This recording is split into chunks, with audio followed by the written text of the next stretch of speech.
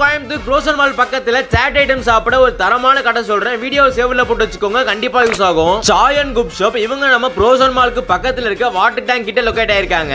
Evening டைம்ல snacks and chat சாப்பிடலாம்னு இங்க போயிருந்தோம். இவங்க கிட்ட வடையிலேயே டிஃபரெண்ட் டைப்ஸ் ஆஃப் வடை இருக்குங்க.